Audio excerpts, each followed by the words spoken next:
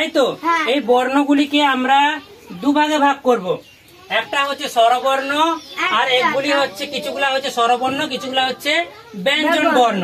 অর্থাৎ ইংরেজিতে আমরা কি বলবো? WEL, vowel, consonant. কনসোনেন্ট কি উচ্চারণ হবে? কনসোনেন্ট। ভাওয়েল আর কনসোনেন্ট। তাহলে ভাওয়েল গুলি কি কি? না এ, ই, আই, ও, ইউ, এগুলা হচ্ছে আমাদের ভাওয়েল। তাহলে ভাওয়েল গুলি কোটি আছে? 1, 2, 3, 4, 5 কোটি ভাওয়েল আছে? 5টি।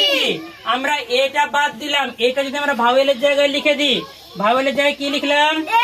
তারপর কি লিখবো? ই। তাহলে এ, ই, এরপর কি আছে? আই আছে, তারপর কি আছে? ও। তাহলে ও লিখলাম, এরপর কি আছে? ইউ। কি লিখলাম? ইউ। আর কি কিছু লিখবো ভাওয়েলের জায়গায়? না। কেন লিখবো না?